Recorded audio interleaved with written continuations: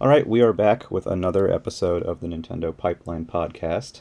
This time, we are finally doing part two of our SNES 30th anniversary celebration. But before we get to that, I'm CMM. Hi, it's me.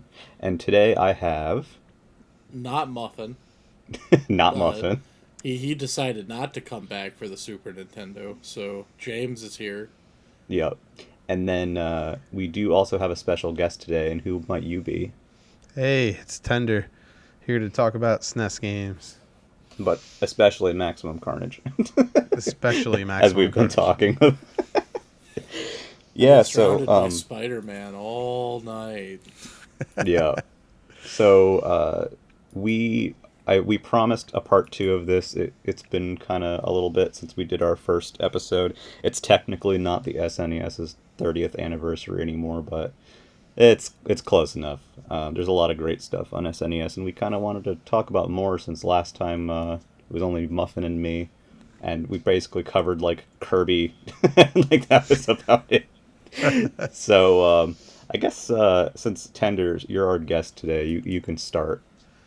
Yeah, Put you on the spot. absolutely. SNES is really close to my heart. I'll probably start here by talking about a game I played through recently, which is Chrono Trigger, right? So this is not a secret game to most people, but I played through it recently, and it was just as magical as I remember playing it as a kid.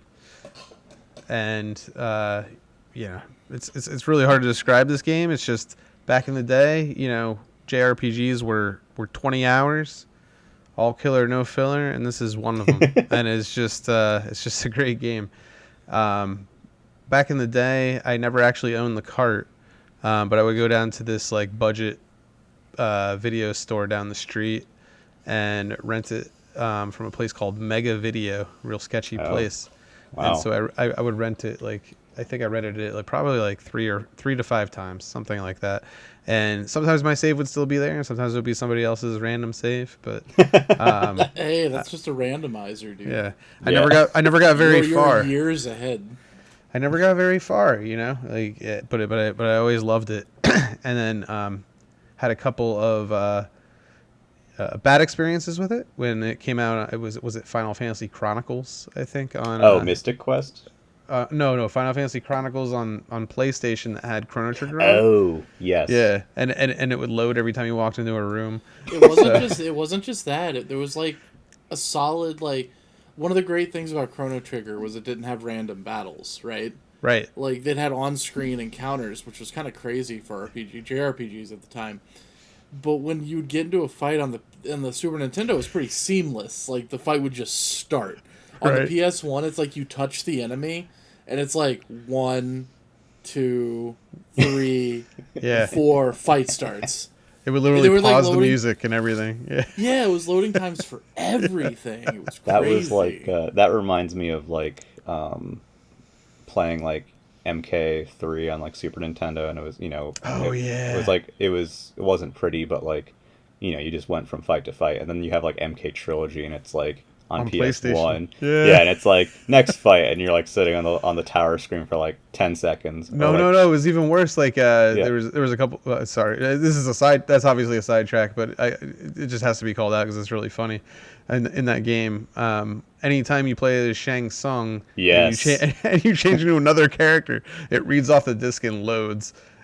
Oh no. Yeah, it was Yeah, awful. Like Shang Tsung's morph times are just, you're just like, the whole fight would just stop. it's literally like the Chrono Trigger battle load times, but every time Shang Tsung like does a move. Yeah, yeah, it was pretty bad. A banned character. So, with Chrono Trigger, they did also end up porting that to the DS later, which I Yes. hear is a good version of that game as well. And I think that's where I rekindled my love of it. I got that version like the day it came out. Has anime cutscenes in it, the same ones that were in the PlayStation version, but Oh, yeah. you just didn't get to see a lot of them because it was impossible to play because it was so horrible with all the loading times. It had those same things. It had a couple. It had actually added like additional items, and it had like a kind of like a tracking system for your new game plus to see track all the endings you got and everything. Oh, yeah, Almost like an achievement system and things like that. So that's where it kind of rekindled it for me. I'm like, oh yeah, this is great. But like this past month when I replayed it, I played the cart. I got a cart, and I played it on a Super NT. Yes. Yeah, through FPGA, and it was awesome. I had a great time, and I'm really looking forward to actually jumping in and messing around and getting some of the other endings. But like, yeah, it was just an incredible experience to go back to it. Like everything you remember, just like great pixel art, great music. Like James said, when you get in the battles, it's all seamless. You can see all the enemies on the screen. The battle system is great. You have all the double text and the triple text. They're all just like very intuitively, put into the game, where this guy has a sword and this guy casts ice. So, together they will do the ice sword. And, Yeah. if they get, whereas, I think for those that have played Chrono Cross, the follow-up, that piece was a lot lacking in that game as far as like all the different texts that you can mix up. It didn't really have as much, even though it had way more characters. But yeah, I just had like a really, really great time with it. Really emotional, great story, great characters. Ironically, the worst character in the game is Chrono. He's just like I don't know. It's like an anime self-insert type blank slate type of character, kind of. Yeah. I mean, they have that frog. He's dressed up in the armor. Like, what more do you need? Yeah, you got the frog guy, you got the robot guy, you got the lady, from the past. You got everything you need. You got the villain who's really a hero. It's like you got everything you need. So I have not played Chrono Trigger because RPGs and I don't get along. But if I remember correctly, you can, if you want to, you can attempt the final boss kind of whenever, right? You'll just get annihilated. Is that the idea? Yes, more so in like New Game Plus. Like there's definitely times you can go face off against him. There's a place called like the End of Time where there's like a bucket, you can go fight him. But in New Game, the first time you play through it, yeah, you're gonna get wasted no matter what. New Game Plus adds a additional place that you can fight him in the first fair that you go to. So basically at any point in the game you can just go back to this fair and fight him, and it'll give you like a different ending. That's cool. That's fun. I like that kind of thing. Yeah, and the endings are really fun. They're really goofy. Like some of them are like it made me think of even as a game that came out way later, like Nier Automata, where it's just like some of them are just like real dumb, right? Like it's just like you beat, and some of them are real cool. Like there's a whole subplot with Frog and Magus, where Magus turned him into Frog and this and that, and you can get this whole ending where they like go on a solo duel, and it's really cool. And it's really cool. Yeah. But then some of them are really silly. Some of them are really silly, where it's like, this reptilian race from the past, like took over the world, and so now everybody's a reptile, and yeah, it's like well, that's some John Carpenter shit. Yeah, it's great. There's just like a lot of great, really like silly, whimsical stuff that goes into it. Yeah, it's a very charming game. It kind of reminds me of Dragon Quest in the way that it vibes, where it doesn't take itself like completely seriously all the time. The Toriyama vibe. There you go. Yeah, I wasn't even gonna. Obviously, the artist is the same. Everybody looks like a Goku, but yeah, exactly. So, James, since I'm in charge, what is your first pick? Okay, so y'all went to the jungle in that first episode, but yeah. I think that's the wrong Donkey Kong game, dude. Like to be the favorite. Like, I guess Muffin did have that cute story about how that dog ate it, and he ended up with it still or whatever. He showed me that cartridge. It's so. and I get that aquatic ambience is good. It's a good song, but dude, Sticker Bush Symphony. Yeah. So what game are we talking about for anyone who might not know? Donkey Kong Country 2. Yes. This is like It's one of my favorite platformers of all time. It's probably tied with Tropical Freeze. Yeah. Maybe just above like Mario 3, but like I don't know. They're like basically the same thing in my eyes. They're basically perfect at what they do. DKC2 took everything that DKC1 did right and amplified it, and took everything that it did wrong and basically got rid of it.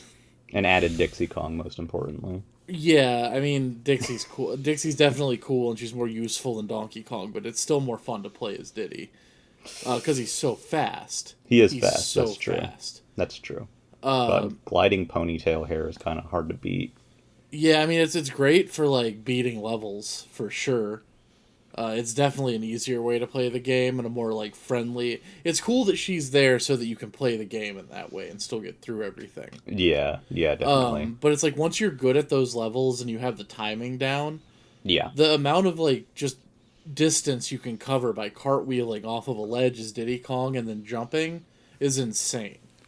And if you have a little bit more momentum built up from hitting a couple enemies, it's like even crazier. Yeah, that's cool. That's something I really like in Donkey Kong Country. It's just so fun to do. Yeah, it's like those lines of rats that you see or whatever. I know Donkey Kong Country 3 has those lines of rats too, but it's just so satisfying. The music is a step up. Yeah, for sure. In every single way. And every song on that soundtrack is extremely good, and a lot of them are underrated. Like, people should listen to the Swamp song more. Yeah, Bayou Boogie's great. Bayou Boogie, yeah, exactly. Yeah. The In a Snowbound Land is really good. Yeah. Lockjaw's Descent or whatever. Yes. I forget what the name of that song is. It's also really good. I just had... They got rid of Candy Kong. Like, nobody... Or Candy? That's her name, right? Yeah, Candy. Yeah. Oh, man, I had, like, a moment there where I was like, she was gone from my brain. It was great. Okay, I got rid of Candy Kong, which is perfect. My mom really liked Candy Kong. I'm sure she was sad. You definitely didn't have a moment, because in my brain... Candy Kong was invented for like Donkey Kong 64, and then I went back and replayed like Donkey Kong Country 1, and I'm like, whoa, well, she's very like the save point, classic, right? Or something kind of like Baywatchy in Donkey Kong Country 1, and then DK64, she's just boobs. Yeah, big hairy gorilla. Anyway, it doesn't surprise me though that you prefer playing Diddy Kong, since the subtitle of this game is Diddy Kong's Quest. Right? Oh yeah, it's definitely not Diddy's Kong Quest. Yeah. I always forget where the apostrophe goes. Oh, I don't. It's a genius name. You always have to think it's the pun, you know. Yeah. Well, I always think of the pun too, but. But yeah, the game is basically. I have very few complaints. It's basically perfect. Well, the new Animal Friends are fun too. That's another thing I think. Yeah, they got rid of Animal Friends that didn't really work. Took the idea, like the snake replaced the frog. Yeah. And I love Winky. It's a cute frog, but it's very hard. He was terrible. Very hard to play. He's very hard. And she's in the worst levels. Yeah. Like, no, I don't want to play her on this like weird cave scaffolding level. Man, I always thought Winky was a boy. Is Winky a girl? I'm pretty sure Winky's a girl. Damn, my worldview just got shattered. Oh, really? Yeah, my Donkey Kong canon is ruined. No, I'm kidding. I can't believe this.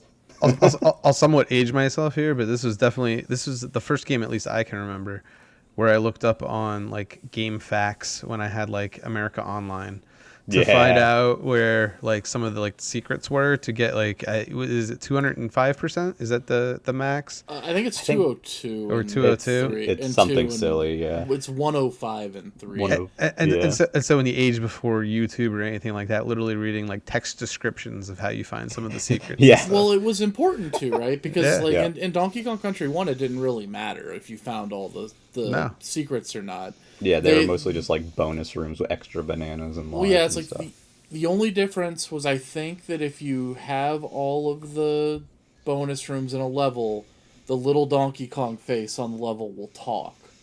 Or not talk, but it'll move its lips instead of having a stationary mouth. In DKC2, it actually mattered. You wanted to get all of the bonus coins because they unlocked other levels Yes. that were Yeah. very hard. Some of them Yes. suck. The Animal Yes. Buddy one can go to hell. was So waiting maybe for you that. didn't. Well, maybe you didn't want to unlock those levels. I don't know. But you definitely wanted to get all the DK coins, so that Yep. Cranky would say that you're cooler than Yep. Link, Mario, and Yoshi. And Earthworm Jim. Well, no, Oh, Earthworm Jim and Sonic are down there, and it says no hopers, so they didn't Yeah, have a yeah. shot to But you're begin still with. cooler than them. Yeah. You're it's just cooler like the than them by boots and the gun, default. right? It's like the boots and the gun are just sitting there. Yeah. Speaking Yeah. of Sonic, I'm not a huge fan of Sonic. Oh, who knew? Yeah, nobody. I actually think that DKC 2, especially 2, but also kind of the first one, they're kind of what I would have wanted out of a Sonic game. I was hoping this is what you would say. Yeah, I was kind of waiting for it. DKC2, something that endlessly fascinates me about DKC2 is that they made that game in a year. Holy shit. Like, Yeah. because Donkey Kong Country 1 was 94, and then Country 2 is 95. And then Kong 3 is 96, right? Yeah, Yeah. just like one after the other. Well, Kong 3 was a different team. Most of Yeah. the people who made Donkey Kong Country 1 and 2 were like working on Banjo-Kazooie, I think. Yeah, I wouldn't be surprised. fair enough, But- but we're still talking about a time when Donkey Kong Country was an annual series. That brief moment in reality. Yeah. I just want to say my biggest like E3 meltdown like in real life, like actually like being like what like kind of like being at a loss for words, but also kind of screaming, was when Reggie walked out and the Donkey Kong Country music started playing behind Oh, him God, when yeah. they announced returns. Hell yeah. Like Yeah. I was actually flipping out. That's maybe Yeah, the I only was time I've too. ever like audibly flipped out about something. That series is good. I was flipping out too. I was so happy. Anyway. and you know, something else about Donkey Kong Country 2 that I don't think gets necessarily enough credit is the world of Donkey Kong Country 2 is very unique. Crocodile Isle is just very compelling, and I think it works very well as a sequel because, like, you know, the first game is just DK's island being invaded, and the second game you go to the bad guy's turf, and, you know, it's this, like, very strange, like, mixture of themes and areas. It's like there's volcanoes and swamps and a frickin' carnival or theme park or whatever. I've never thought about that, but you're right. It's very funny that like the Donkey Kong family goes to take the fight to them because Yeah. the game literally starts on the ship, Yeah. the Yeah. pirate ship that you fight K. Rool on at the end Yep. of DKC 1. It's like that's what it's supposed to be or whatever. They're both called Gangplank Galleon. Yeah, I think And, it's um, the Gangplank Galleon 2 or something. I forget if it's the exact same thing, but I think basically it's they the same tethered. thing. It probably is. They tethered the boat to the island, pretty much. It's pretty But it's much like- what it is. Yeah, like they get over there and then they're like they get through that and they're like okay whatever and then like they get through these weird lava caverns and then it's a swamp and then all of Yeah. a sudden they show up to a fucking carnival that's just full of bees and it's like yeah you're right I never really and then they go to like a haunted forest. Yep. And then And it's like it's- and then it's like a castle with like ice. Yeah, no, it is a very unique place and then that It's volcano cool. has like weird energy coming out of it. Yeah, the Lost crocodile World face. is like its own weird thing. Yeah, for I've anyone always who doesn't wondered- know, the Lost World is like the bonus levels that you unlock. It's like a separate like world. I'm And sure that's there's weird too. I'm sure there's no lore for it at all, but the Lost World is so weird. I always think Like- Jurassic Park every single Yeah. time because just the name alone, but the look of the map too. Like I Going to kind of San think Diego. Jurassic Park. And the final boss arena when you fight him in the volcano and it's got those golden Kremling statues. Like, what is Yes. this place? Yeah. And yeah, so like the progression of Donkey Kong Country 2 and like the world of Crocodile Isle is so damn cool. I think it's also really fun because, well, that might be, I don't know. It's been 30 years. I'm spoiling it. When you get the actual ending of the game, the island sinks. Like it's destroyed. Like Donkey Kong Samus Aran's the fucking like Crocodile Isle. Well, that's why in Donkey Kong 64 he has the new Yeah, he has the fully new mechanical island. he has the new and unimproved island.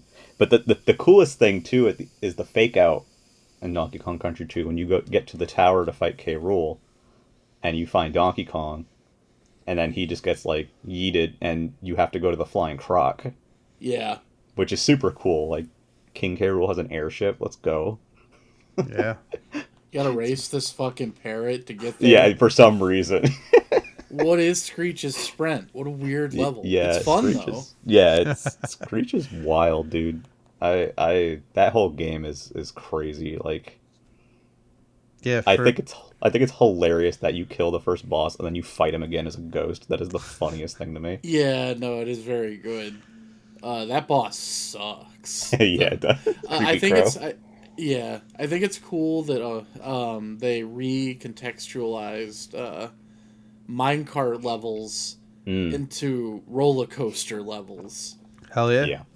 And then decided to put one of those roller coasters in a haunted library where a giant skeleton of a crocodile chases you.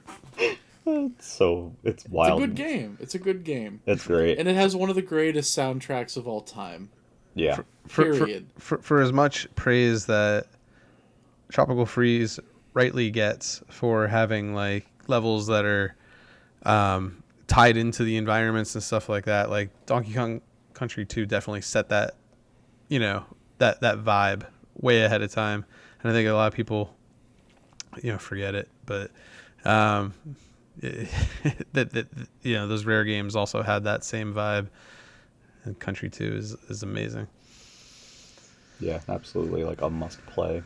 And Yeah. it's on Nintendo Switch Online, so if you pay for that, you probably do, and you can play it on there. Absolutely. It's on the But, cheap one, too.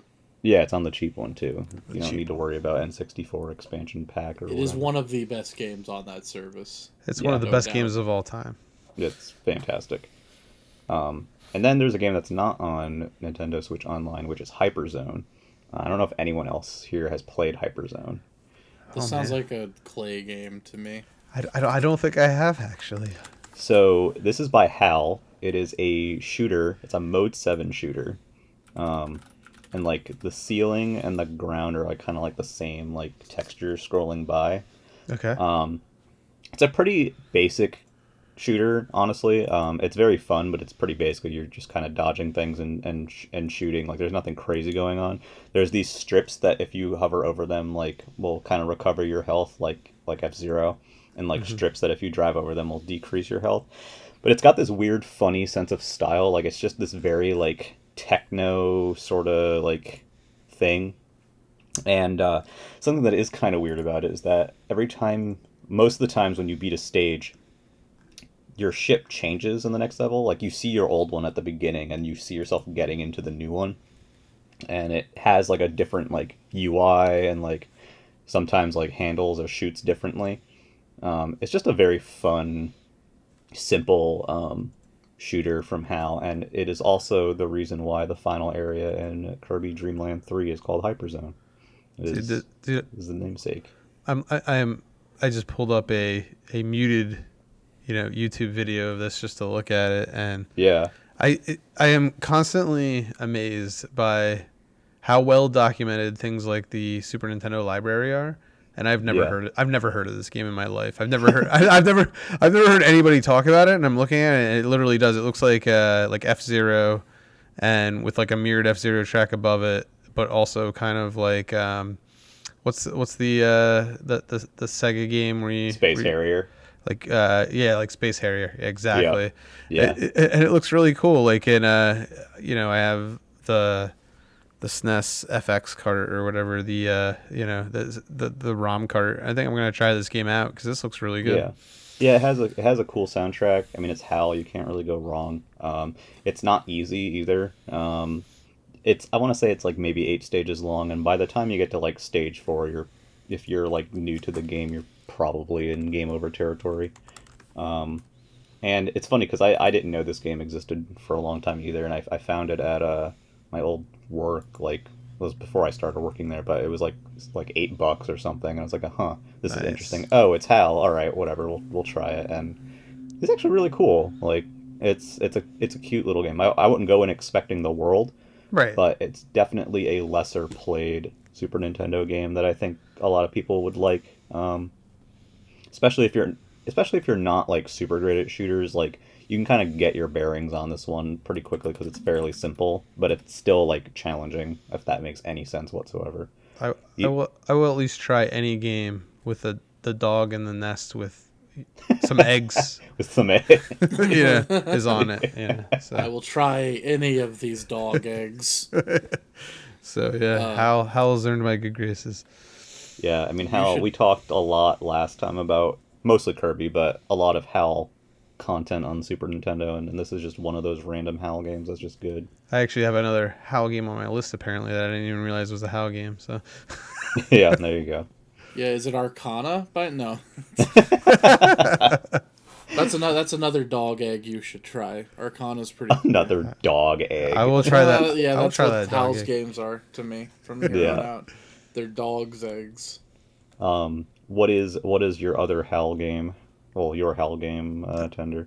I don't know. I'm on the HAL wiki here, and it says they had a hand in SimCity for the Super Nintendo, which I did not realize that, but it makes sense.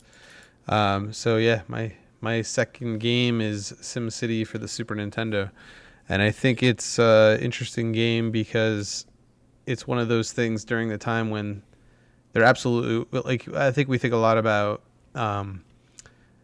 Xbox, PS2, GameCube era, where we didn't have great PS2 or great PC ports to consoles, and Xbox 360, PS3 era, where they got kind of better and stuff like. But people don't really talk about like 16-bit, where like if you put like a PC game on a console, it was usually garbage, right? And, And the first time I ever played SimCity was at a cousin's house that actually had a personal computer, which my family did not have at the time, and I thought it was amazing. So I rented the game. A lot of my stories will go back to renting from Mega Video, but and I rented the game, and it was actually pretty great and pretty close to the PC experience, as close as you can get with a controller, and it's just like a and the thing about it that makes it really unique too is that it was actually, I believe, published by Nintendo,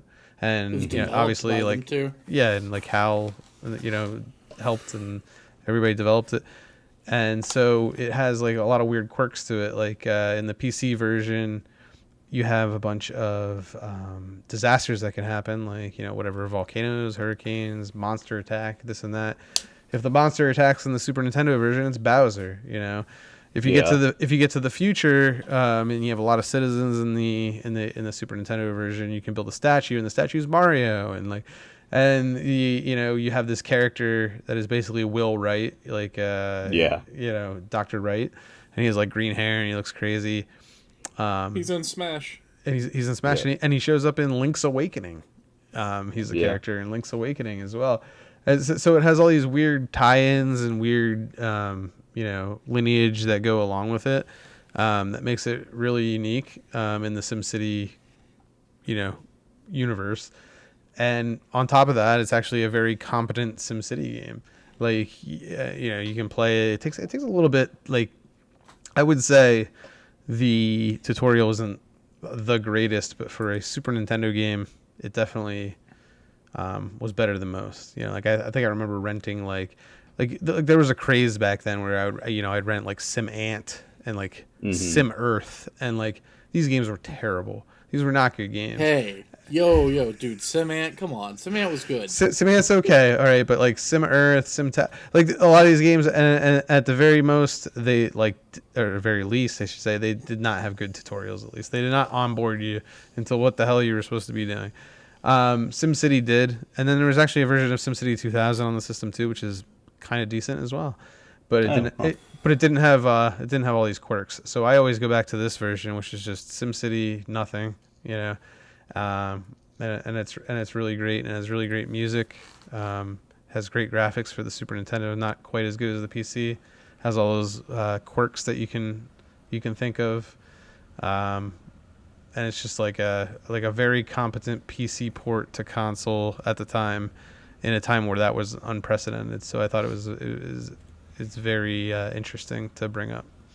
I think it's fun, because a lot of those versions, like even with like arcade to home ports, or PC to console ports, they may not be technically better or on the same level as the original PC version, but it really helps when they have unique stuff, excuse me, with them, that makes, still makes them like compelling or weird or interesting to play. And SimCity definitely kind of stands out as one of those.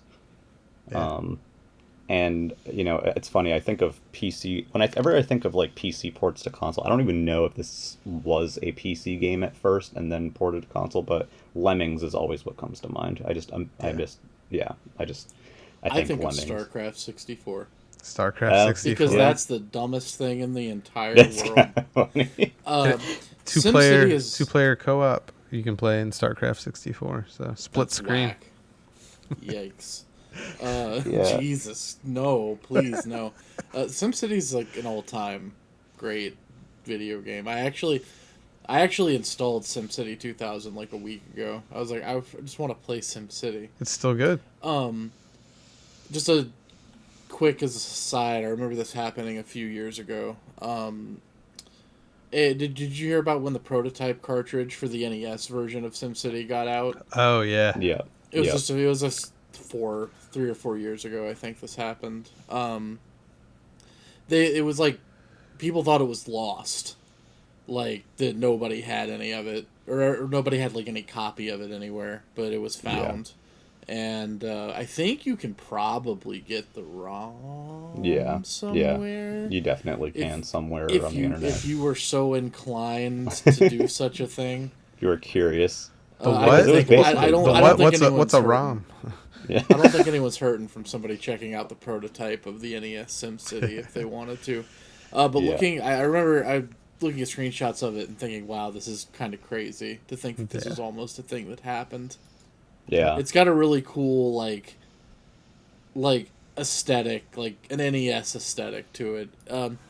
And I've actually never played the Super Nintendo version of either of the SimCities, because didn't SimCity 2000 come out too? Yes, it did. Yeah. Because I played them on PC, and I just...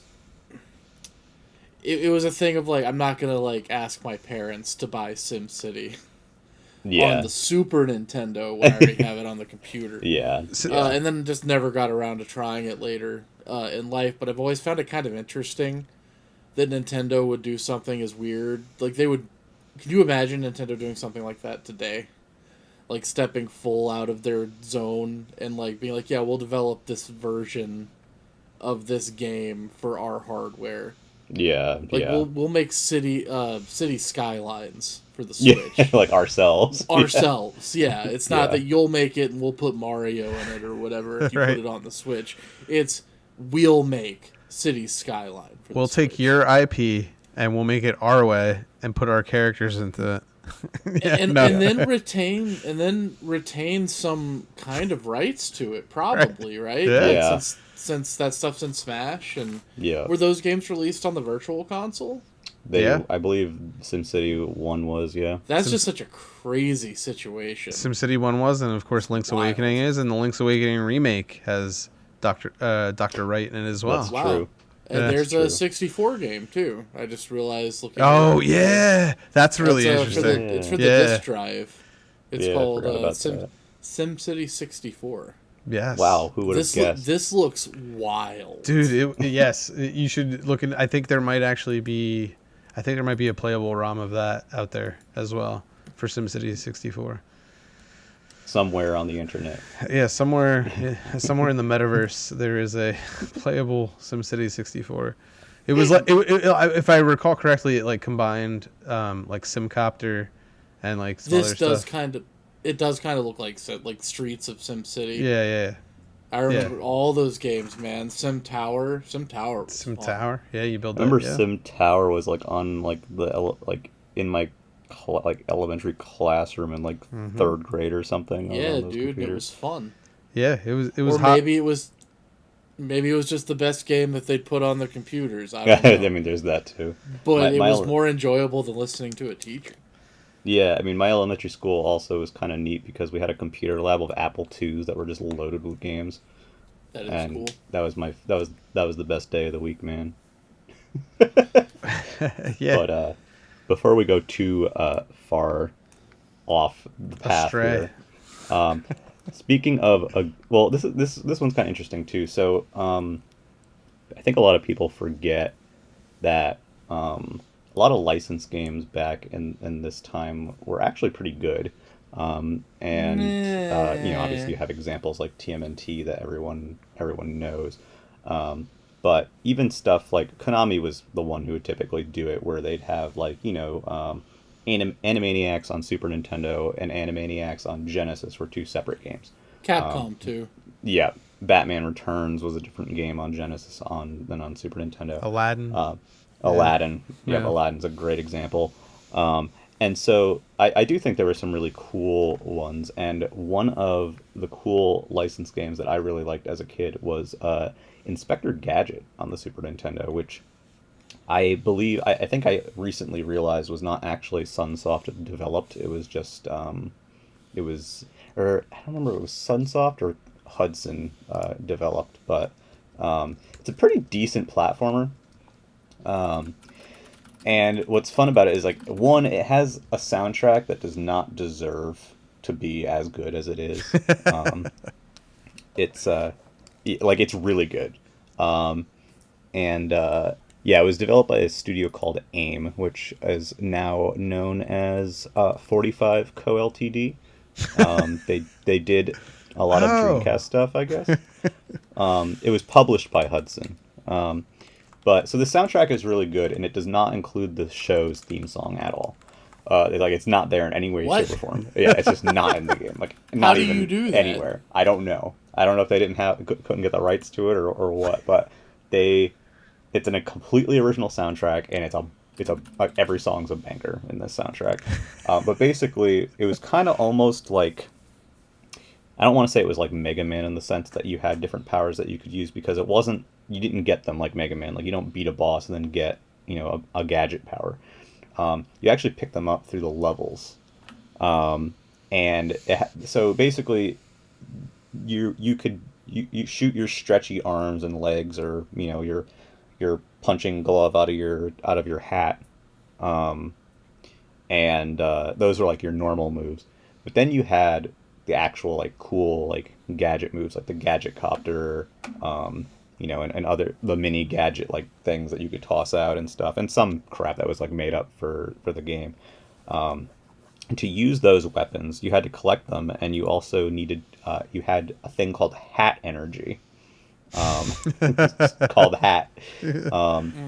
So you could pick up, like, the first area of the game, the first thing you pick up is the suction cup platforms.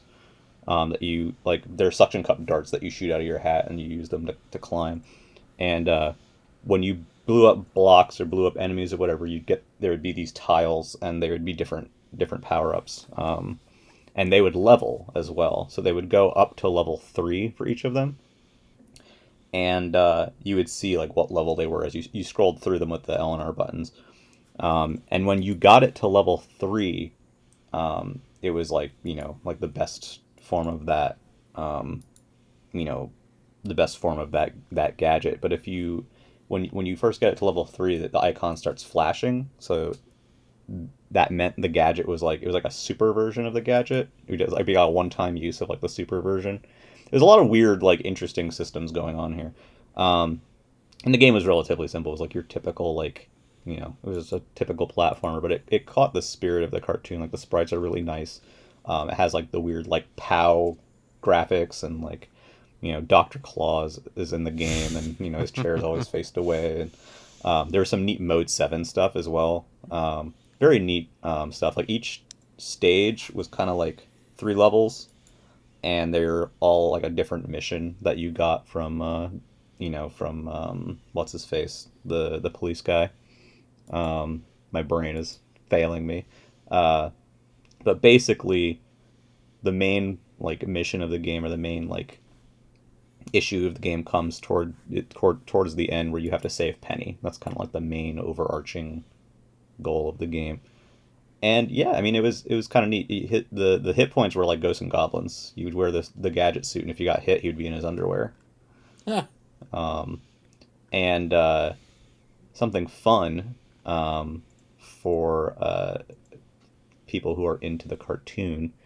This game is the game that they showed Dr. Claw's face.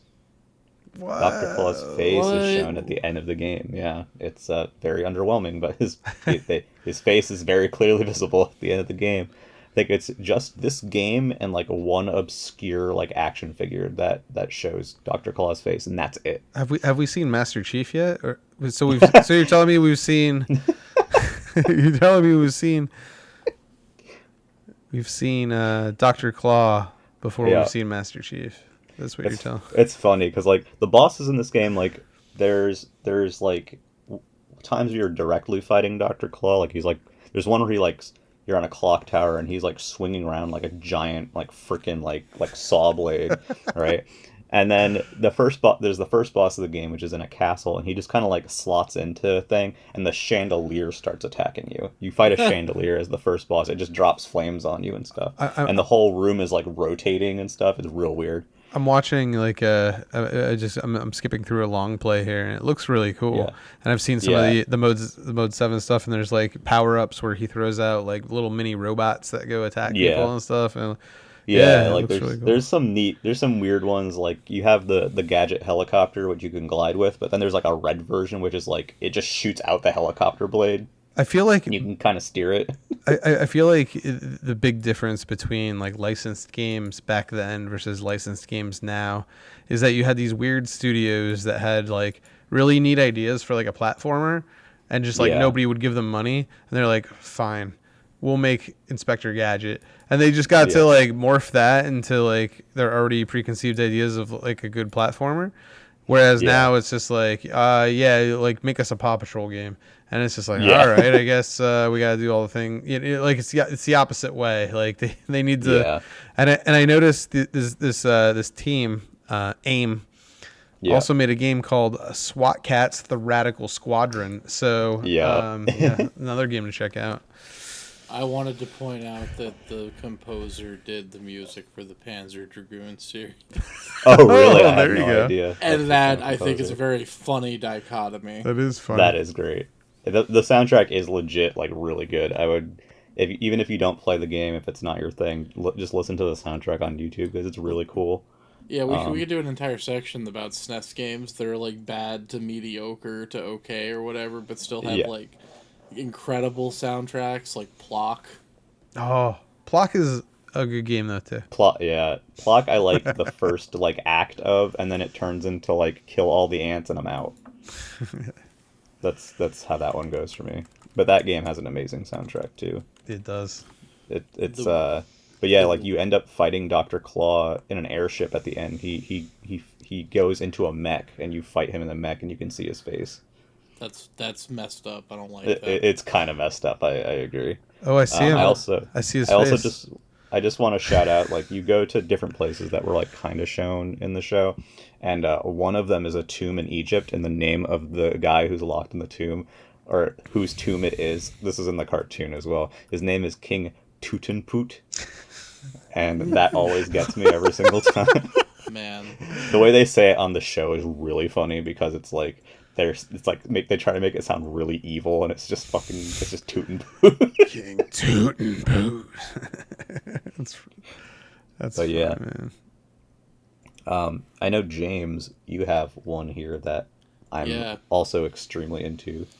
It's a game about fairies, blocks, and garbage. It's actually about Yoshi, blocks, and garbage in America, because I think that the people... I wonder if it was the Japanese branch or the American branch of Nintendo that was like, we gotta get paneled upon, but there's no way these Americans are buying a game with these little, like, fairies in it. Yeah, with these fairy girls in it. So I feel like that was probably what happened there on one side or the other. They were like, we gotta put Yoshi in it. Yeah, we'll just use Yoshi instead, and also we'll throw the Tetris brand in there. we got to put Mario in it, and then someone was like, "No, why don't you do Yoshi's already got puzzle games, Yoshi and Yoshi's Cookie, neither of which are great.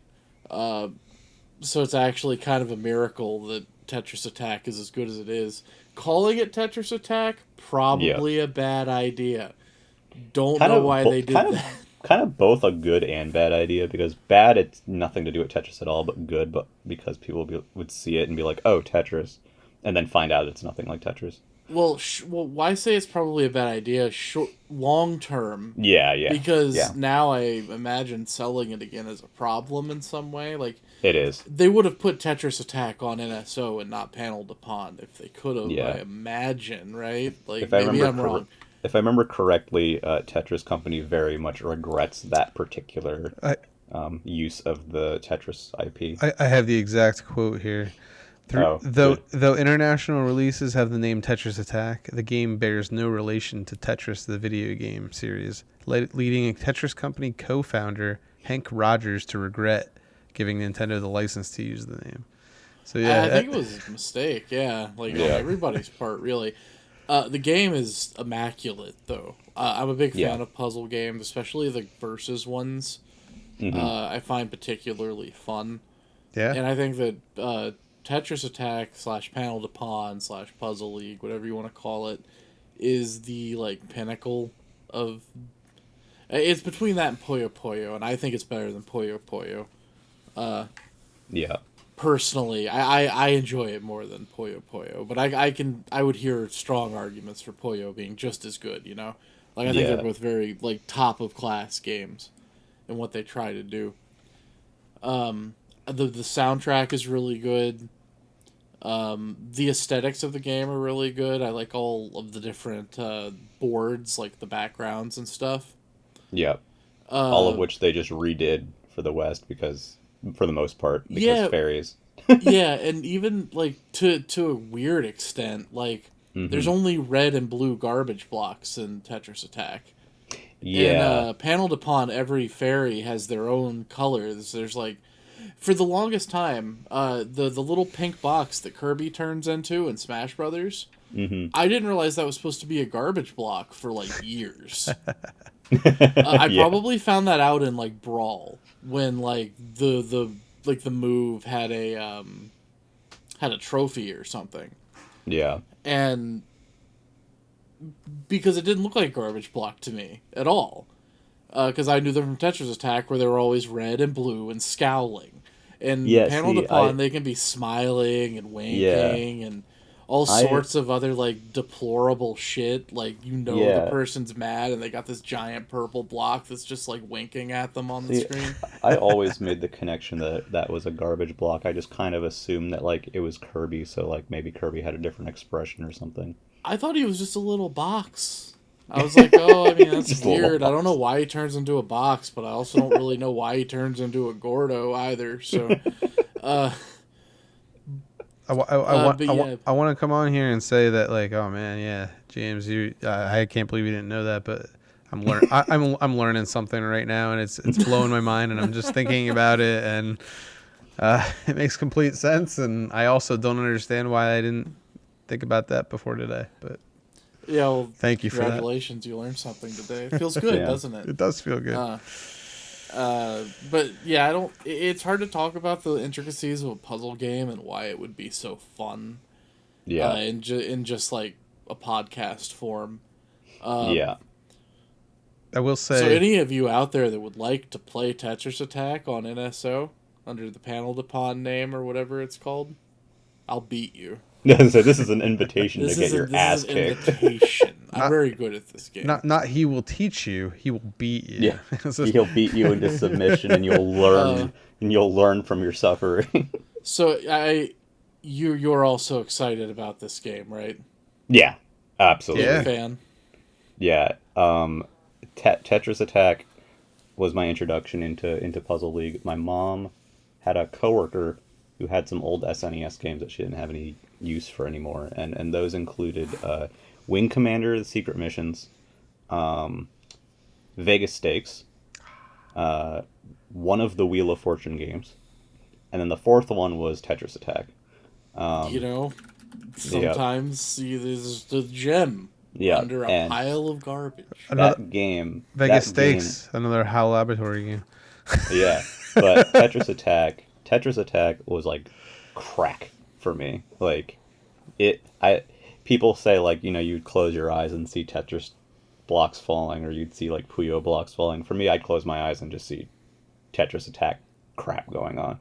Because the game is just so fast and engaging, and it lets you do so many different things. Like, you have a lot more choice, I feel like, at any given time, than some other games. Because it's not a falling block game for anyone who hasn't played it. It's you have a screen of tiles that you can switch around with a cursor. And you can even, like, raise your own stack or whatever. And the game is really built around you getting it, these different clears and then comboing them into other clears. So you need at least 3 blocks to, blow them up. But, when you blow up something in a column, the rest of the column is going to fall. So you can cause these crazy, like, chain reactions where, like, block after block formation is just, like, falling and exploding. And, the better you do, it's like a typical puzzle game, it's going to send more garbage to the opponent. And it's so addicting. Like, it's just... And I still like Tetris Attack / Panel de Pon. I like it much better than Pokemon Puzzle League. I know people usually get upset with me when I say that, but Really? Because I think it's because it's the Pokemon, like, IP that people feel very strongly attached to. But to me, there is so much more charm, and so, like, everything is just so much more, like, charming and lively in the original game versus Puzzle League, which to me was always just, like, ugly faded sprites and bad midis based on the Pokemon anime. When like, you're hot, you're hot. Yeah, when you're hot, you're hot. Did you ever play the GameCube version? I've wanted to. There's I've a not been able GameCube to. version? There was There a is. GameCube puzzle collection. It had, Dr. Mario... Yeah, Dr. Mario, Panel the de 64 Pon. version, Panel de Pon, and Yoshi's Cookie. And Yoshi's Cookie. Yeah, it was a Nintendo Japanese-only release. Oh, yeah. I played that version of Panel de Pon. It's very good. Yeah. I tend to prefer the Super Nintendo one for a dumb reason, and it's that the slowdown actually kind of is fun to play with in that game. That's where my friends were at. That's 100% where my friends were at. Like, it was like, because we would play Tetris Attack, and then we would play Pokemon Puzzle League, and yeah, like the SNES version, like, slowing down and, like, being able to adjust and set up combos and stuff like that was actually, like, a feature that people liked. Yeah, it was kind of fun in its own shitty way. People don't really... It's funny because you can kind of tell, like, generationally, like, some differences between players when you're one of the people who's like, man, slowdown in games actually used to be cool. Like, it was fun. And everyone's like, what are you talking about? Who cares? Who wants an FPS drop? You know what I mean? Well, it depends on where it happens and what's it definitely depends. Yeah. But a lot of the times you just felt really cool if you managed to do something that was so crazy that the game slowed down. Right. Well, look at, like, how like, retro gaming's going these days. It's not like, oh, let's put it on this chip that's way faster so we can play, Gradius 3 without any slowdown. It's like no, I want to play Gradius 3 exactly how it was back then. I want to play it, like, with the exact same slowdown, the exact same spots. I want accuracy. Accuracy. Yeah. Not an improved experience. But James, I go back and forth on that. It depends on the game. James, I do want to ask James how you feel about Animal Crossing Panel de Pon. It was cute. I think it's cute too. I didn't play much of it. If they needed another, like, series to, like, attach Puzzle League to because they're still allergic to fairies for some reason, I would not be upset if they tied it to Animal Crossing as an Animal Crossing spin-off. I think fairies would play just fine now. I mean, I think so too. The I think world fairies has been are fine. weeabooed to hell. We lost that war. Like, it's over. Yeah. The great anime war. But for the sake of keeping the conversation moving, I'd just make 3 quick points about Panel de Pon. First of all, when you beat the first like 9 enemies, you move on to stronger enemies, the boss Yeah, fights. in the cave, right? Yeah, and the people that you beat previously are now on your side to fight the true evil, so you can play as any of those characters against the final bosses, which Yeah. I think is cool from like Yeah. a dumb story standpoint. It feels neat to be able to do that. And when they die, if you die to the bosses, like they are knocked out and you can't use them again. And they each have a line of dialogue that's unique to them. And Lakitu's is "I hate you openly and without regret," which is the funniest thing in the world to me. Like, why would Lakitu say Lakitu, dude? Lakitu. That's like I didn't know Lakitu had those thoughts inside of him until I played that game, you know? That's like Kirby's Avalanche. Yeah, don't step on my roots. There's like don't step on my roots. Stomp. Like Yeah, and Kirby like just steps everyone right is so mean spirited in that game. That's really funny. I don't know what it is with puzzle games in that. 2, Planet Puzzle League on the DS is a good game, but playing it with touchscreen controls is not the same, and it's bullshit. Not the real game.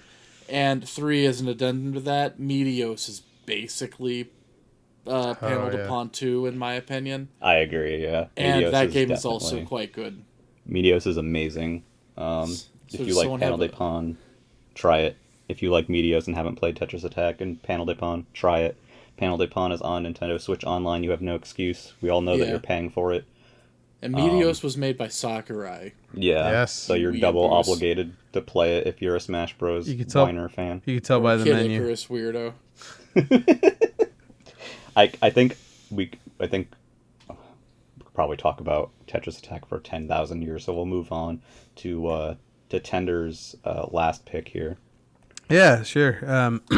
So this will not be a heralded game, and I don't necessarily even think it's a good game, but it's a game I think back on fondly, and it's Spider-Man and Venom and Maximum Carnage for the Super Nintendo. And this is I've been learning stuff about this game since I picked it, just like looking around to see what other games, Software Creations, the developer of this game, has made. Great company name. Yeah. So inspiring. We just make Software Creations, and in the chat earlier, James raised something that rings very true for me, because I think I was at the perfect age where I would go to I think it was Kmart when I bought this game, and saw it was a red cartridge. And that was all I really needed. Spider-Man's in this. It's a red cartridge, and I've been a Kmart. It's the red version of Walmart. Everything's just coming up here. What can I do? I gotta take this game. I'm helpless, so I need this game, and I bought it. And there's a lot of really unique things that go along with this game that are really weird. The number one thing that I think a lot of people think about when they think about this game is the soundtrack. As it was scored by Green Jelly. Yeah, that's weird. Who many people may know from like the memes didn't exist in the 90s, but this would have been a meme song. The Three Little Pigs song that Green Jelly sang back then. Like little pig, let me in, not by the hair of my chinny chin chin. That I think that's just a nursery rhyme, dude. No. It was a song. I know the song. It's unfortunate. And so this was a in the era of Final Fight and all these great and like on Genesis you had even greater side-scrolling brawlers. This game came out. That's right. Streets of Rage, baby. This game came out, and it's just not a great game. But, it has limited movesets. The animation's not great. You can play as Spider-Man or Venom. The story's not great. But you know what? Like, I have a lot of nostalgia for it. You go through, like, the Fantastic Four's hideout. You're fighting robots. And the great thing about this was it accentuated a lot of Marvel's, like, D-list, maybe even, like, F-list heroes and villains. Like you get these power-ups that you can summon of heroes to help you, and you're summoning like like Cloak and Dagger, Deathlock, and Firestar. Like, who the hell cares about Firestar? I don't know. I don't even know who that is. I don't either. And you're also summoning Morbius, which is a feature film coming out in. Is it out already? Yeah, Jared Leto, go see it in theaters. I'm not being paid. Yeah, we're all gonna go see Morbius. And then when you fight the villains, it's just like you're fighting like a guy. It's just like you're fighting Doppelganger. It's just like a Spider-Man with 8 limbs, and Shriek. So like a real spider. And Shriek, who just yells really loud, and Demo Goblin, which is like, it's it's not. Or Demo. Yeah. Demo. I don't know. But it's wait, is it like Demo Man, like a demolition goblin? But it's so far removed from the Goblin bloodline. And there's like Green Goblin, there's like Hobgoblin, and then you got Demo Goblin. It's somewhere down there. and that's who we got. Hobgoblin was the one I was familiar with because of this random little PC edutainment game called Amazing Math, which was a Marvel characters, and the Spider-Man stage you were against Hobgoblin. That was the only reason I knew that character. Incredible. So yeah, this game, I think this goes back to show from the SNES catalog that just like there's a lot of what you would call today AA tier games back in the day. Mm-hmm. It's just like games you can kind of stumble across, play, have a great time with, realize they're not great, but have fond memories of, especially when you were a kid, especially with licensed games. Licensed games are not a big thing today. Back then they were a real big thing. And they were all varying in quality. They're still kind of a big thing. They just aren't. There aren't as many of them. It's not. Yeah, they're like kind of. It's in different ways now, right? Like licensed stuff shows up in like every Fortnite crossover, or as you opposed get your to like your big Star Wars game or something. Right. Yeah. But like the thing these days, it's like every children's property doesn't get a game, right? Or if it does, it gets a shovelware tier game that's like you see at a Walmart if you go in there, but you would never see it anywhere else. Yeah. So, like, it's weird. So here's my surprising pick that I figured out just researching this game is that Software Creations, developer of Spider-Man and Venom and Maximum Carnage, were also the developers of Ken Griffey Jr. Presents Major League Baseball, published by Nintendo. Yeah, so, let's go. So that's pretty weird. I actually ended up getting Maximum Carnage fairly recently because as a kid I had the sequel Separation Anxiety, which is less good than Maximum Carnage, but is similar. Yeah, I think Separation Anxiety was where everybody realized it was actually a bad game, and then they didn't have green jelly anymore. I don't think so. That really sealed the deal. Yeah, they had that song I sent to you before we started recording here. The most amazing opening theme of all time. Check it out on YouTube. Anytime they try to take the symbiotes beyond Venom and Carnage, it just nobody cares. Yeah. Separation Anxiety is a fantastic name. It's really fun. It is. No, it's a great name. It's perfect. It's funny. It's accurate. It's a little bit evocative in a stupid way, but it's a comic book, so that's fine. Yeah. I don't know. It just whoever thought that up is a genius. And I will say, as my last note on this, and I'll shut up, is that the Maximum Carnage comic book series is actually pretty bad too. It was just like this long, it was like this long drawn out like 14 comic series, which actually, compared to today, might not actually be that long, but back then it was an enormously long time. But back then, when you were a kid, you didn't care about all these characters. It's all the same characters. It's actually pretty accurate towards the comic version. Has these weird cutscenes and stuff where Carnage is killing people. So, was it made to tie in with the game, or was the game made to tie in with it, or I don't know. I have no. I don't want to pretend. I don't want to pretend, but it's shockingly similar to what they cooked up for that comic book series. So I would have to say, if I had to guess, it followed it. But I don't know. So the comic book came out in '93, I believe. This game came out in '95. So yeah, it was 2 years later. So yeah.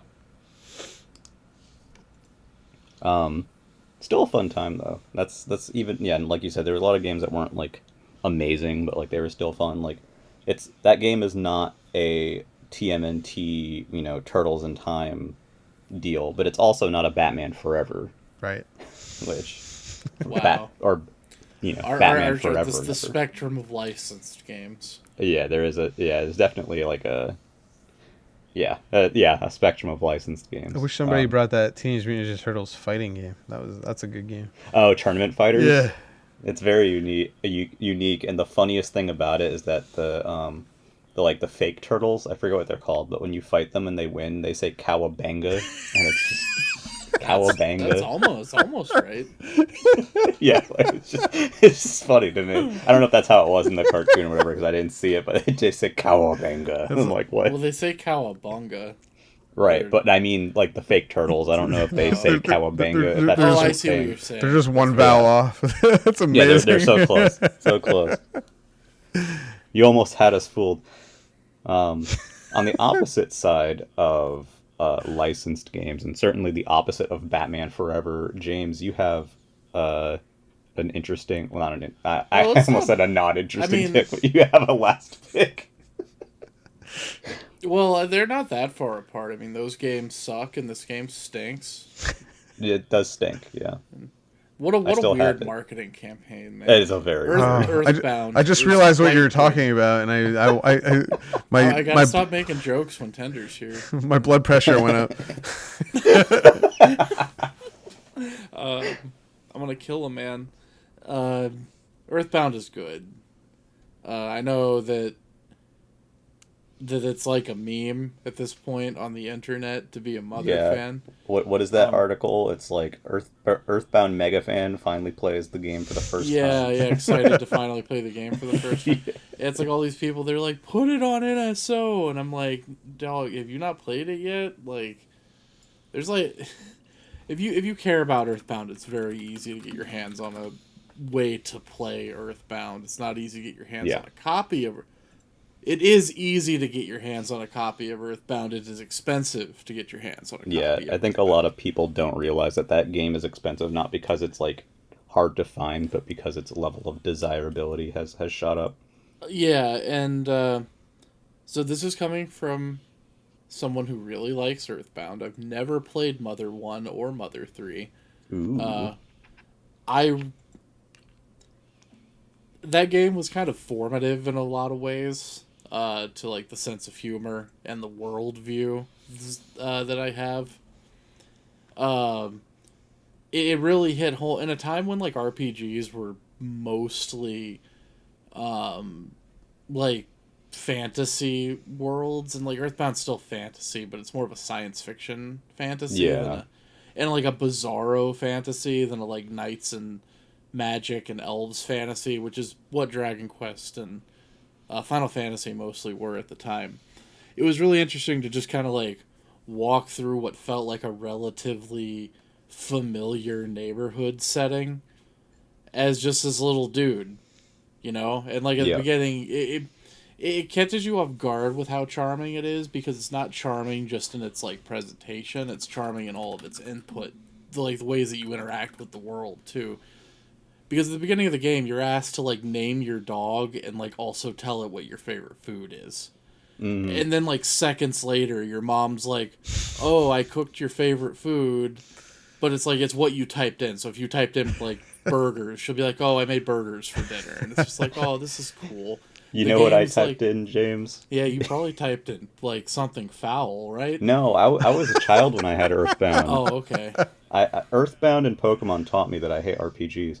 But what I wrote in there didn't make like grammatical sense in the conversation. So her mom's like, "Hey, Clay, I made you hot dog." That's very funny. I made you hot dog. Yeah, it's hard to talk about Earthbound because like you probably know everything about it from having either played it or absorbed it through cultural osmosis. But it's one of those things that's like super cult popular that I actually think deserves it, which is there are very few things that raise to that level of like popularity and nerddom that warrant having as rabid of a fan base as it does, but I think Earthbound does. Yeah. Yeah. It's written in a really fun and like different way. Like there's a scene in that game where Ness beats up the cops. Yeah. There's a canon gay character in it that it's like that's probably a first for like a Super Nintendo game in America at least. Yeah. Yeah, just really good overall. I mean, it's not a perfect game by any means. It's actually a game that in a lot of ways is kind of irritating and frustrating to play for a lot of people, and I understand that.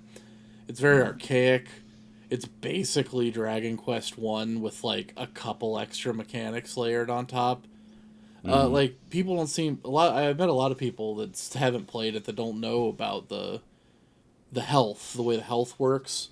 Oh, it's so good. So like say Ness has 50 health, and say Ness gets hit by an attack that has 40 health. It starts counting down, and if you heal before it gets from 50 to 10, the full 40 damage, it'll stop counting down. Or even better. So there is like an interesting like active element to the combat, but again, it's very archaic in its design.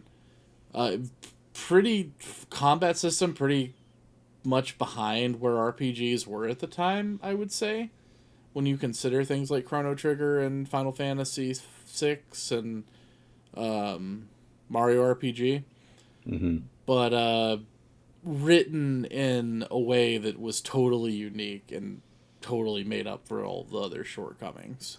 I was just gonna say it's even better when you take like fatal damage though, not even just like down to 10 HP. Like you were gonna die, and if you just played your cards right, got around to healing, you could heal before your yeah, you HP. could stop yourself from you dying. can stop yourself from dying. Yeah, that's like the one wrinkle that makes the combat system different, but it does make a difference. It's interesting. I'm praying. The enemies in that game are so bizarre, like just what they are. Yeah. Even the stuff in the beginning where it's like, you know, the angry neighborhood dog that probably has rabies. Yeah, new age retro hippie.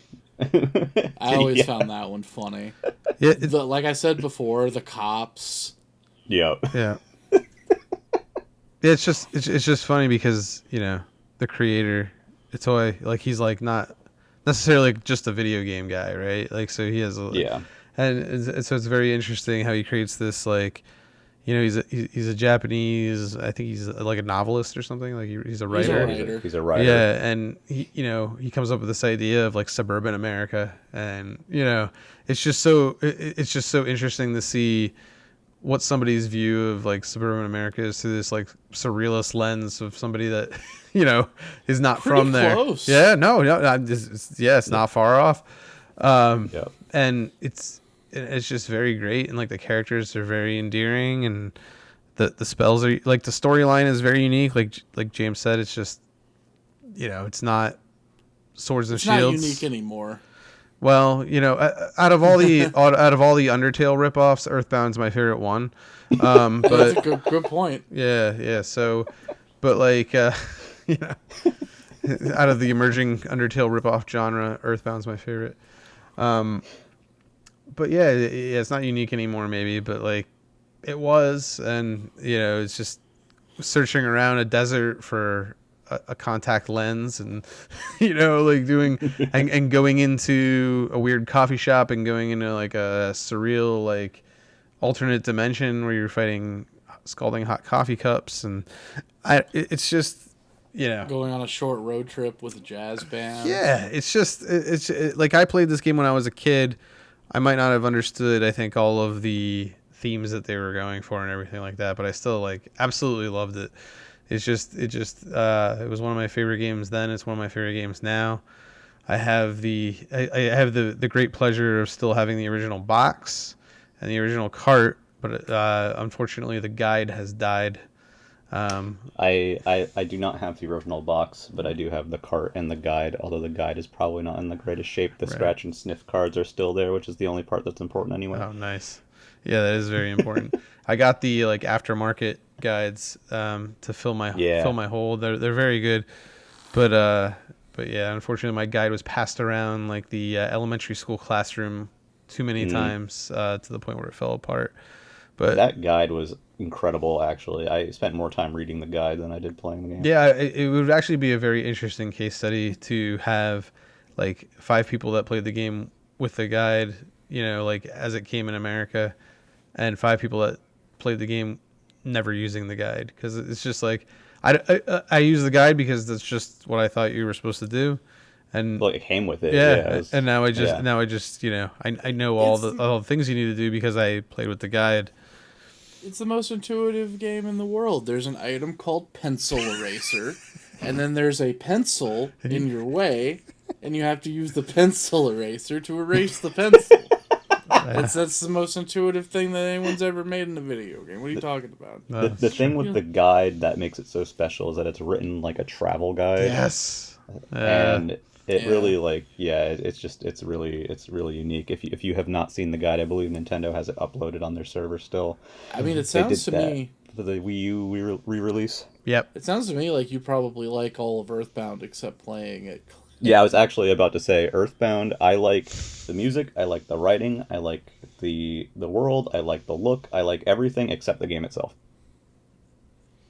The game itself I find desperately like it taught me that I hate RPGs. So yeah, that is accurate. That might, to be honest with you, that might have been the goal. You might be the only person who's ever like actually like gotten Earthbound completely.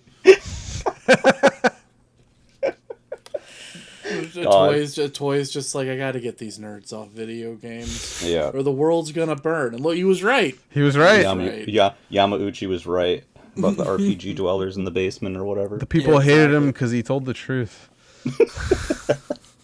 God.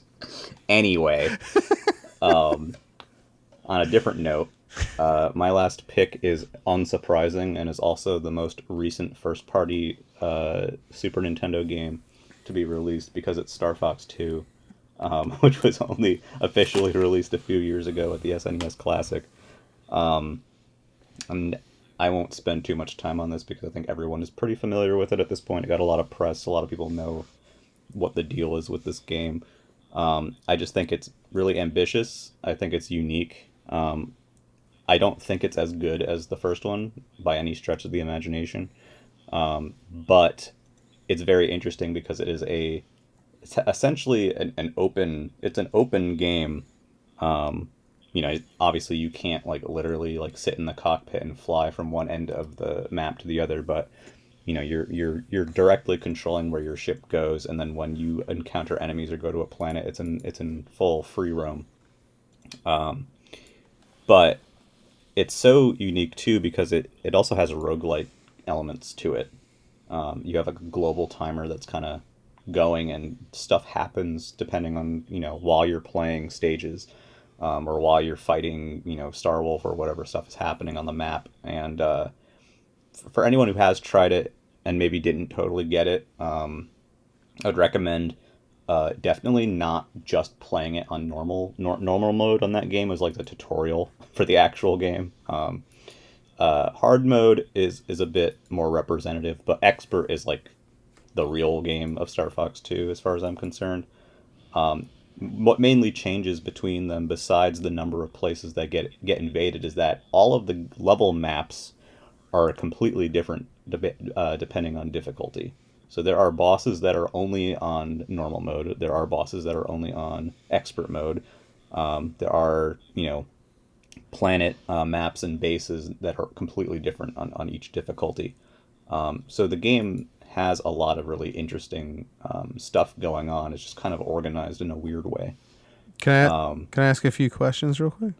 Yeah, of course. Just so I have not even though I have the mini, and I think it's on NSO now, right? Is it on? It is. Yeah. Yep, it is on Switch Online. So does it have the traditional like spider out different paths based off how you perform mission routes? Okay.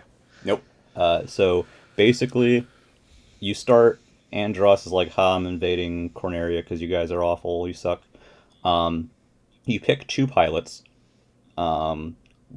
basically they're basically your lives. So Okay. you can pick one of six or two of six pilots, and you can switch between them on the map screen. When they die, they're dead. And they actually have different stats for the ships and stuff.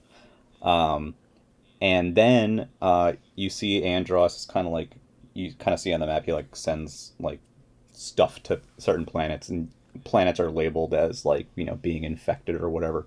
So you're on the map screen, and you have a cursor, and you like move the cursor and click the button to make ships move to wherever the cursor is.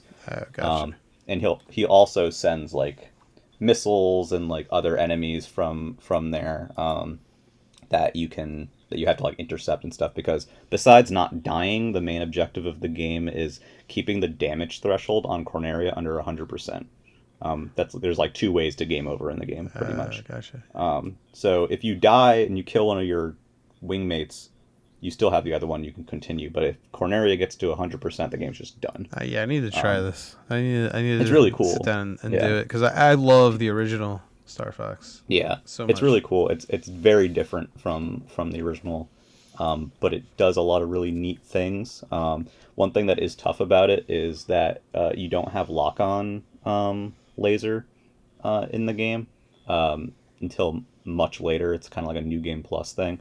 So you do have a charge laser, just not a lock-on laser. So dogfights and kind of acclimating to that stuff can be a bit difficult. Yeah. But it's a really neat game, and it's very dynamic. And, you know, of course, you have like the R-Wing Walker and some of the other elements that showed up in later Star Fox games.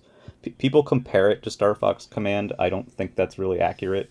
I hope Star not. Fox Command does not really... Star Fox Command is kind of like... to try to... So there's individual missions in Star Fox Command, and there's like a map, but in Star Fox 2, the whole game is the map and the main mission. It feels like stuff actually has consequence. Yeah. From situation to situation.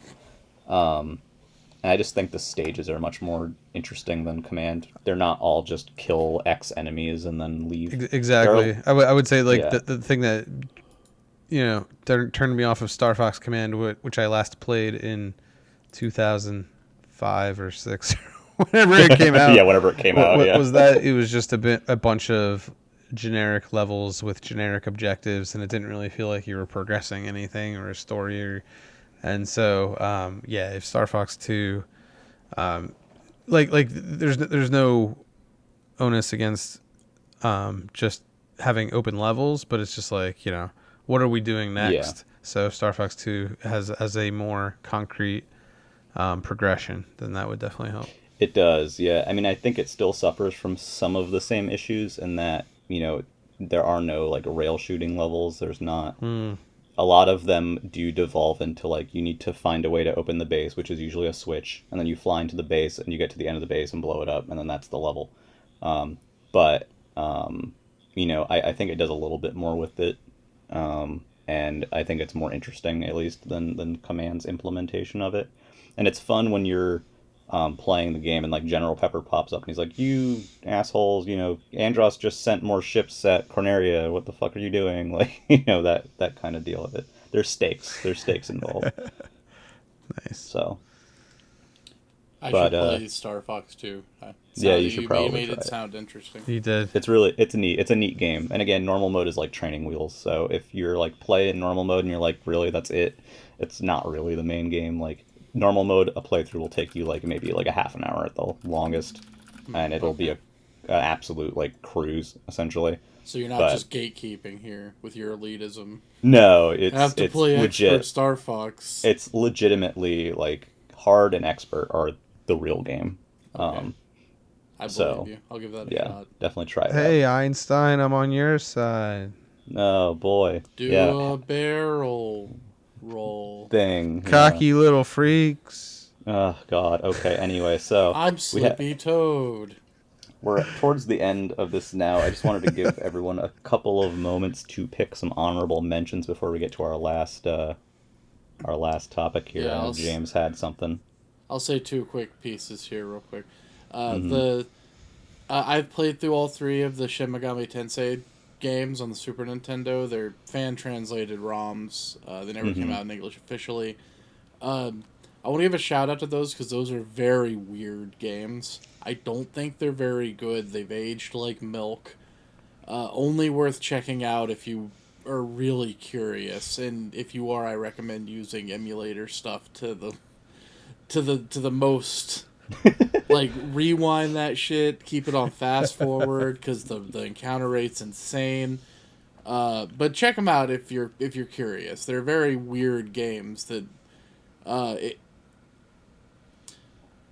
they didn't come out here for a reason. And there's a lot of stuff in those games. It's just like, wow. They're talking about nuking countries in this Super Nintendo game, you know? Yeah. Very cool. And stuff like that. Like, and then this guy, Clay, and Muffin talked about Superstar Kirby, but not Dreamland 3, which I think is a game that is probably just as good as Superstar. Its aesthetic is amazing. Nago the cat is in it. That's true. Samus Aran is in it. You kill There's a mission to kill Metroids in it. I'm not making this up. That's true. Is that true? It's real. It is true. Yeah. It's real. It has one of the best Kirby soundtracks in the entire series. Yeah, that's all. Okay. That's all I had to say. That's all you got. Yeah, I got real impassioned there at the end. And wish it would have come a little bit earlier. What about you, Tender? Yeah, I got like a hot list here. I'm gonna just run through real quick, but some of my formative Super Nintendo games were Stunt Race FX. I will never forget this game. It runs at 5 frames per second. It looks like absolute trash, but we rented this game on weekends like many times and just had a blast with it. It is super goofy. It's one of those things where you wish this IP would show up somewhere else. Just to pay it. You know, the respect it deserves. The second one is Uniracers, and Hell yeah. you know, this whole Pixar story is bananas. I hate Pixar because of this. I hate Pixar because they killed Uniracers.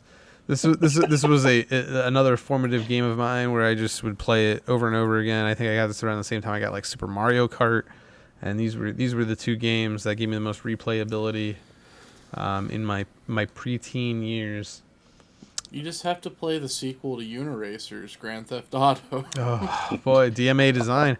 The sequel to Uniracers, Body Harvest. Yeah, God. Space Station, Silicon Valley. The third one on my sizzle reel here is Mickey Mania, another baffling game. It is made by Sony, who doesn't know how to make video games, and they somehow made a video game which had load times on the Super Nintendo, but it had a cool concept behind it. It ran through all the old Mickey cartoons. We go through, Steamboat Willie, Mickey and the Beanstalk and all this other stuff. Pretty neat. Plays like garbage. Looks really cool. Has load times. Smash TV, a game that is referenced by many other games and movies, or it references movies, I should say. It actually rips off other movies, but very cool dual stick shooter. One of the originals, one of the OGs. Had another cool follow up, which is Total Carnage, I think is what it's called. Yep, Total Carnage is cool. Yeah. And just a really fun all game. And I'm gonna end really quick on Mega Man X, which I'm surprised nobody has brought up yet, but started a whole new series, whole new brand of Mega Man. Can argue it's almost like a Metroidvania-esque Mega Man game, and just I have Mega Man X, X2, and X3 for Super Nintendo. All great games, all nonsensical names for the bosses, all just very, very fun, very stupid.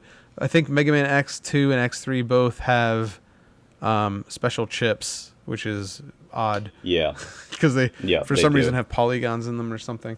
I don't know. Yeah. But yeah, like Sigma shows up in polygon form in like one of those. Mega Man X is a mess of a series, but the original is perfect. It's a perfect video game. I don't even love 2 and 3, to be honest. I think 1's really good. Yeah, I like 1 a lot, and I like 2 a decent amount too. 2 and 3 are pretty good. I don't dislike them. I think 2 and 3 are decent. 4 is good. Yeah, I hear 4 is good, and then you have 5 and 6, and I haven't played anything past 4. I thought 5 was good. I thought 5 was good too. I thought it was 6 that was like the I forget that. 6 sucks. Yeah, I can tell you that 6 6 sucks. is like 5 isn't great either. 6 is like the worst game in the series, right? Well, 7, yeah, and then there's 7, which is like the 3D one. Yeah, which is weird. And 8's 3D too, right?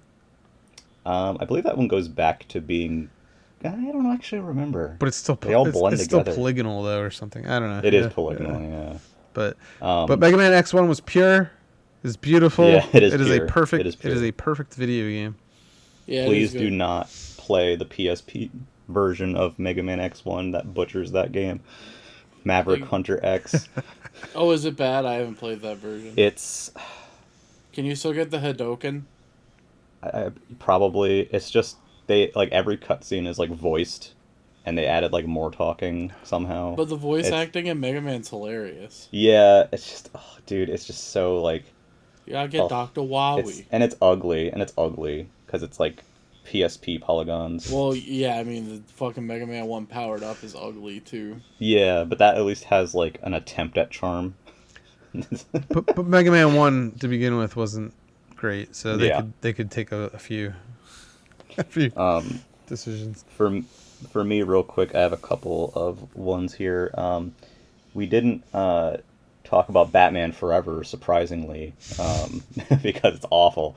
But I rented this as a kid, and I ended up owning it. And it's hilarious because the game is very not good, but it's by Probe Software, which are most famous for handling the console ports of Mortal Kombat. And the game is built on the Mortal Kombat 2 engine, and it's basically Mortal Kombat, but if it was a beat 'em up. Hell yeah, Batman. And the special move inputs just didn't work like 70% of the time. Because all the gadgets in the game, like his cool gadgets, they're all special move inputs. They don't tell you what they are. And even if you got them right, you probably didn't know because they didn't come out. There's that game. Super Mario RPG, I just want to shout out. That one I'm actually kind of surprised didn't come up. And I'm not particularly even wild about the game, or like, and I'm certainly not good at the game. I just wanted to bring it up because, kind of like Tender, that was one of the games that I rented a lot as a kid, and my stupid dumbass could not figure out how to advance past Toad Town because I was like 7 and stupid, so that was not a game that I should have been playing at that time. Just imagining Clay being like, well, I guess I got to do this thing where I work at the hotel over and over. I just couldn't figure out how to get out. Right? I remember seeing like the map and like thinking that I can select a place on the map, but I couldn't. Shout out to Malo, one of the most misunderstood characters in the Mario universe that nobody has any respect for, but deserves it way more than Gina. I'm going to say shout outs to Boshi because he's cool Yoshi. Yeah, pretty much. I respect He's Boshi. got the glasses and the spikes. Yeah. He's like purple. Yoshi, but cool. But yeah, so we all wanted to say something special at the end because we have one last game that we all like, except maybe James, I don't know. I appreciate it. Yeah, and that is Mario Paint, which is a very unique Super Nintendo game. I remember drawing very poorly in this game. I still have the mouse pad and all the accessories and everything. Me too. Playing in the music creator, all that fun stuff. I had no artistic talent whatsoever, so a lot of my Mario Paint experience was random doodling and fly swatter. Yeah. I played a lot of Fly Swatter and Warioware Mega Micro Games for Game Boy Advance. Yeah, I similarly still have the mouse pad, which is just a giant piece of plastic, and the mouse, which is still like also a giant piece of plastic. But I feel like many people don't appreciate that Mies had a ball, not a laser. Yeah. And this is an original ball mouse, and it's on a piece of plastic. So it's from part one here. We're not functioning on the highest level of equipment, but Yeah. the game still shined. I actually got this for Christmas one year, not even knowing what it was. Got it. A friend of mine would always come over. We would always mess around making animations. You can make animations. Yep. So we'd make dumb animations that were really immature, but we were in elementary school or whatever. We would draw dumb pictures. We would try to make the songs. Again, Yep. I'm like Clay. I don't consider myself very artistic, and the music stuff just doesn't make sense to me. But we tried. And a lot of fly swatter. I feel like we got very, very far in fly swatter. And it was one of those very appreciative things when like Mario Maker 1 came out and it had all these callbacks, like the erase dog, like the fly swatter, all that different stuff. That made it, and of course, James mentioned Warioware, which has callbacks here and there too. Warioware DIY in particular too is Yeah. kind of very much a Mario Paint sequel. It's just I wish they could figure out how to modernize this idea into something that was just fun. Like it doesn't have to be something super crazy, but I loved this game. This game is definitely deep in my heart. I think to a degree they have tried to modernize the concepts of Mario Paint a little bit. They've put out games like Electroplankton, and the Animal Crossing Town Tune thing is basically the Mario Paint music creator simplified. Very simplified level, yeah. They've definitely never completely abandoned like the stuff that they did in Mario Paint, which is why I think it's such a cool game. I didn't even. It's like, I didn't even. There are I'm sorry. those Mario Edutainment games from back then, like. Nobody wants to think about Time Machine or Mario is missing. I do. Mario Paint. I want to think about it. Okay. I like to think about them too because it makes me laugh. Let's re-record. I'll bring them up. Okay, goddamn. Anyway. Gotta do the episode over now. Oh, man. I forgot about Mario is missing. And now... Anyway, I think the Mario Paint's like persisted in a lot of ways. Like kind of, behind the scenes or like under a layer here or there. And the you can tell which people at Nintendo either worked on Mario Paint back in the day or obviously deeply appreciate what Mario Paint is. Those people went on to make Mario Maker, and they went on to make Warioware and Game and Wario and all these other things where you'll see like little bits and pieces of that DNA hanging out. I think that the sad thing is that the Switch was, or not the Switch, the Wii U was probably the console to bring it back on.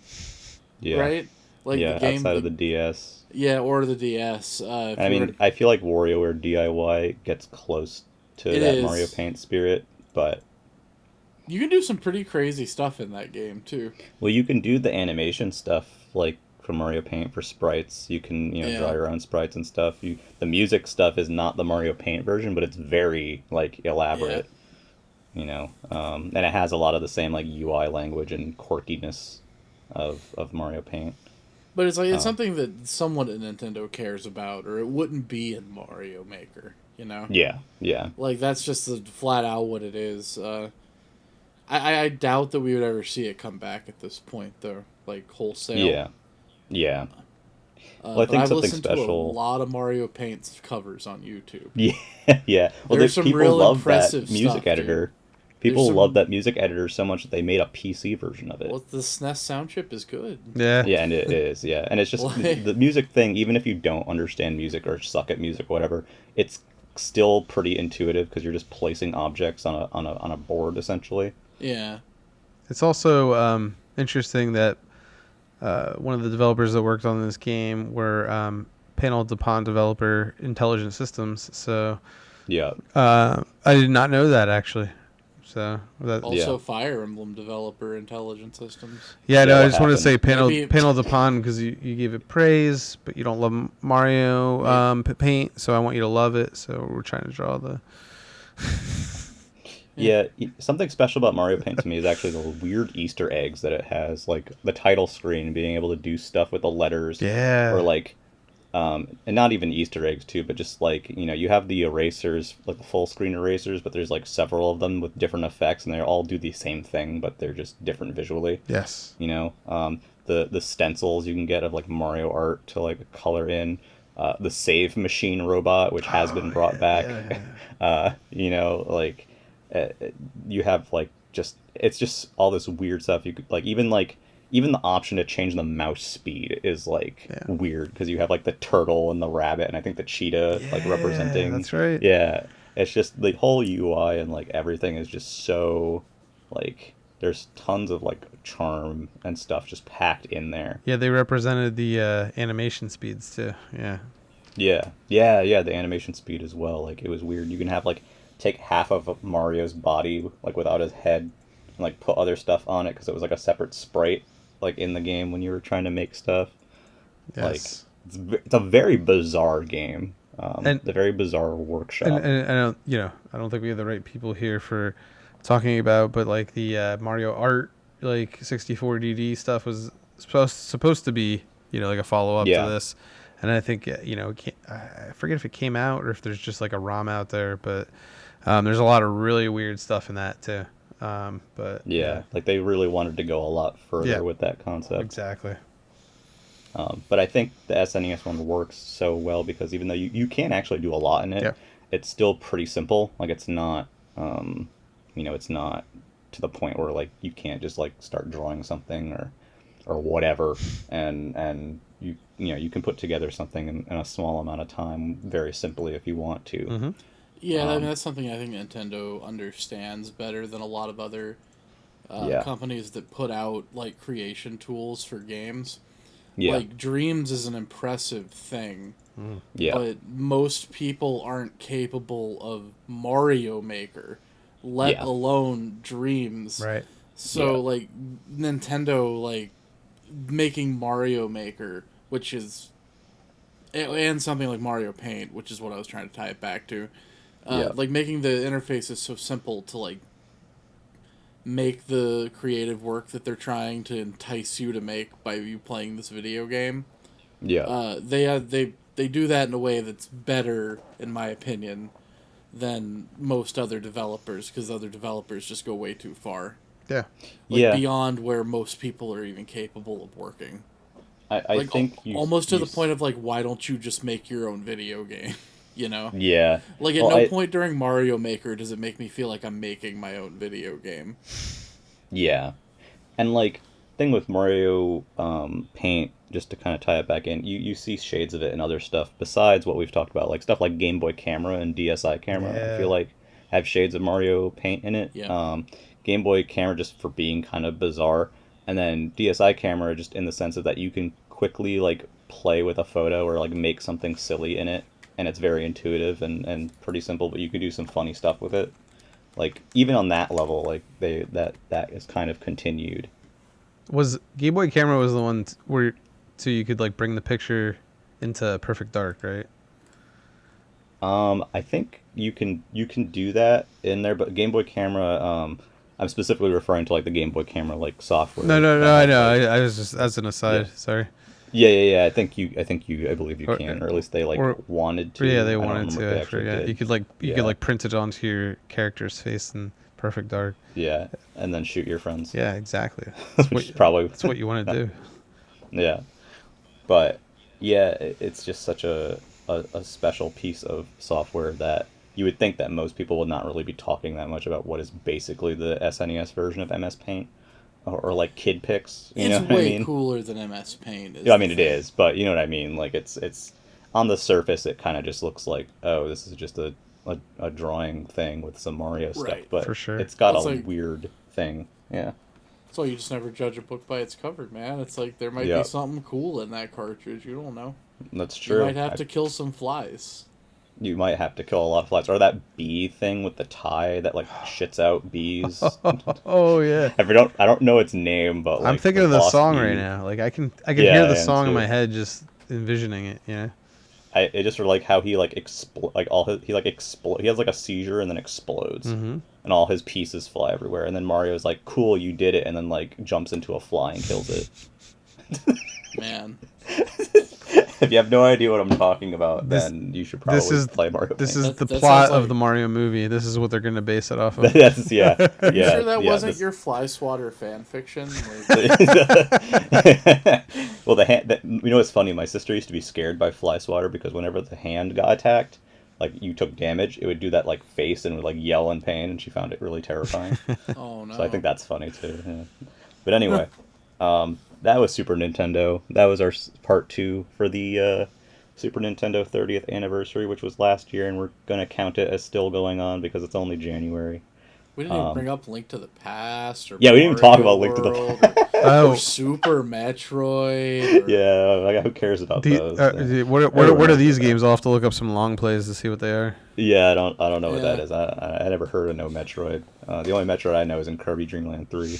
Yeah. Um, Tender learned so much tonight. I did. yeah, He learned there about was a Panel lot. Upon Garbage Blocks and Smash and Yeah, Samus and Kirby and yeah. Now Tender's gonna go play Batman Forever, and